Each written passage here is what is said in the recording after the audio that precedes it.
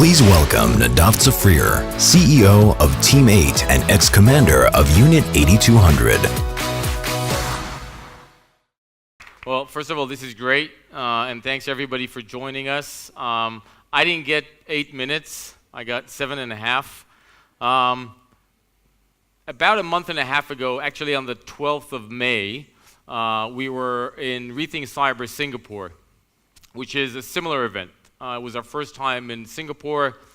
We had a great event. My 8 minutes was about the phenomena that is about state-level capabilities coming out to the internet and being commoditized and weaponized, and what that means for cybersecurity and how we should deal with that. That was the 12th of May. The next morning, I was in London, and WannaCry came out. This is literally the next morning. This is in the airport. I took this picture, so forgive me for the quality. But WannaCry had everything that it takes for a cyber attack to go to the front pages of the newspapers, right? It was widespread. It hit a lot of people. Unfortunately, it had real damage. Hospitals were down in the UK. Operations were delayed. And honestly, what strikes me is that all of this happened due to a pretty amateurish attack by these attackers. I don't know if you saw the New York Times article, but some people are contemplating that this just might have been a smokescreen for other attacks that were using the same exploits. At least allegedly, it came out by shadow brokers out of the NSA. The attackers took home about $200,000. That's all. The damage was much bigger than that, of course, but this is only a part of what we're talking about in the last few years, right? It's asymmetric, it's unpredictable. I want to use a quote by Eric Schmidt. He said that the internet is the first thing that humanity has built that humanity doesn't understand. It's the largest experiment in anarchy that we have ever had. Hasn't changed much. So the question is, are we ready for this hyper-connected world that we're about to experience in the next few years? And so I want to take you back only for a couple of minutes to 2016 and my talk in Singapore. So the thesis is that 2016, at least when we look at it in retrospect, is going to be one of these evolutionary years. It's almost an inflection point in cybersecurity. We just haven't realized it yet. Because in 2016, the transformation is that it's no longer just about how much, and metrics don't really count enough of the potential damage. It's not how much, but it's about what's at stake. And I think that what's at stake is and I don't want to be too bleak in this afternoon in sunny Tel Aviv, as Liran said, and we are going to have a great party afterwards, but attackers are going after the foundations of civilization. If you look at 2016, it starts with the Ukraine, electricity, then it goes to Bangladesh, we've got our digital transfer systems, then it goes to the internet itself with the Dyn attack, with our Mirai malware, if you remember, and finally the elections in the US. Wow. And then one of the attacks that hasn't been publicized enough, I think, is the attack on DocuSign. I don't know how many of you use DocuSign, but again, it's about trust. And when you zoom out from this, the question is, where is this taking us? What's going to happen when IoT becomes really prevalent? Not that I understand what IoT is. We have Rick Echeverria from Intel, and maybe he'll tell us. But what does that mean?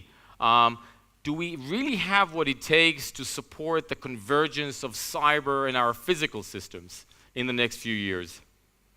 And so this is what Team8 is all about. It's about tackling the biggest challenges of cybersecurity.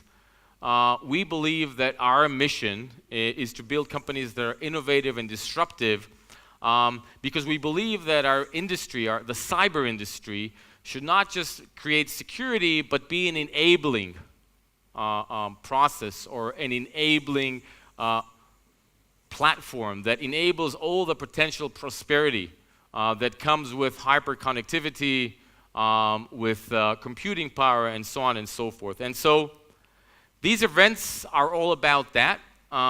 It sometimes seems overwhelming. I think getting together with the most prominent experts in the world, the actual users, the people that actually have to go home every day and take care of our security of our systems, bringing everybody together, challenging it, has a great effect, and that's why we're doing Rethink Cyber today. We've held it. This is the second time we're doing it in Tel Aviv, and we do have great speakers today.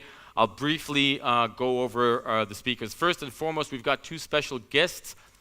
First is my good friend, General Alexander Keith, former head of the NSA and now the CEO of IronNet, which are doing similar things, coming out of the Intel organizations and trying to create a safer cyber world. And Keith will be examining the global state of affairs. Dave DeWalt, former chairman and CEO of Fire and McAfee, who just joined our board, will talk about the threats that we see in our industrial landscape, to be followed by Rick Echevarria, VP and General Manager at Intel, who will talk about what it means that when we have an exponential growth in devices and applications, what does that mean for cybersecurity? Then Lisa will take us through the future of networks that can actually automatically think and react. So AI, what does that mean for cybersecurity? To be followed by Bob Blakely, who'll talk about what quantum computing means and how it impacts cryptography and to cybersecurity, and embrace yourself for that one. To be followed by Irfan, who will speak to us about enterprise challenges of a fourth industrial revolution. Ofer, our founder and CEO of Elusive Networks, will talk about new approaches for organization security and how we think we can flip this asymmetric scenario that we're living in, to be followed by Shachar Levi, the founder and CEO of Signia, who used to be Team8 Consulting, and he'll talk about incident response from a military perspective and how we can take military experience and bring that on in order to do better IR. To be followed by Brett Hartman from Cisco, who'll talk about the challenge of detecting attackers in an encrypted world. What does that mean? And then Karsten Knoll, who is a cryptographer himself, will do a case study demonstrating challenges of integrating and security legacy system, and what's that all about. This is what it's all about.